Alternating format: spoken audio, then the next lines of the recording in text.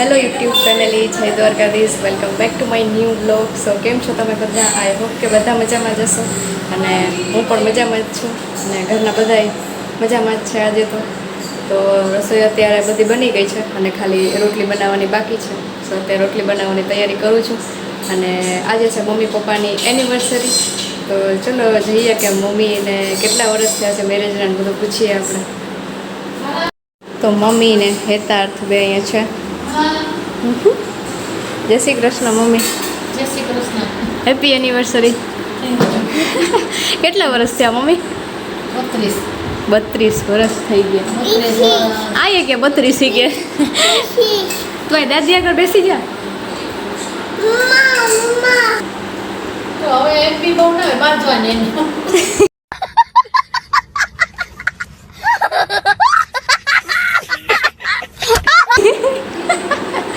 હે તાર એમ હોય એનિવર્સરી હોય તે દી બાંધી.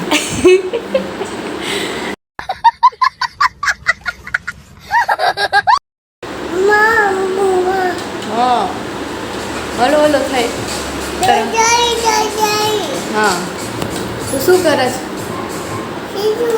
અરે અરે કે શું કરું એવું આવી જાય.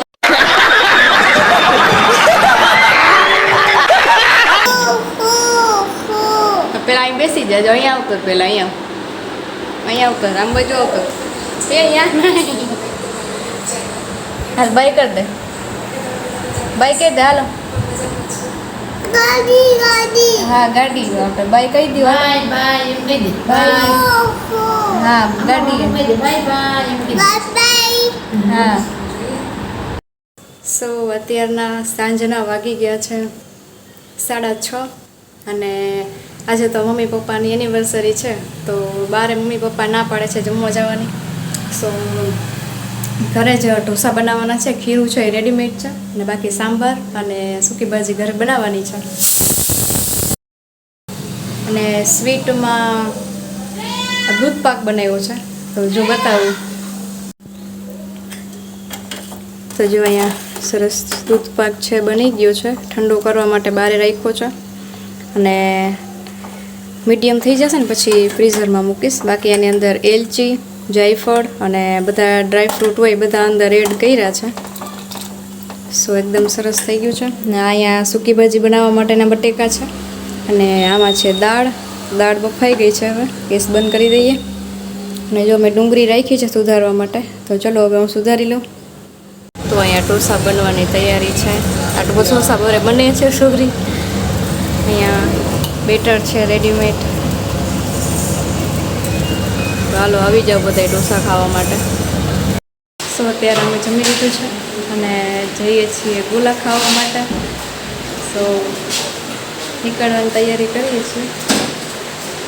ચલો હવે મળીએ ડાયરેક્ટ ત્યાં જઈને.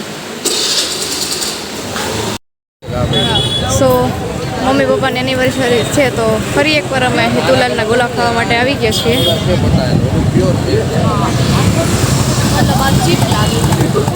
આ સ્ટાર્ટ શું કરવા આવ્યો?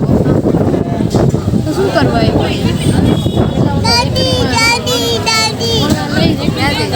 પછી શું કરે?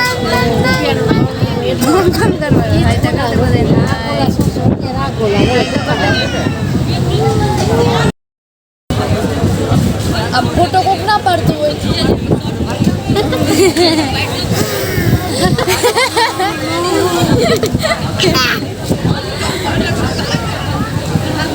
જરીકથી મોટું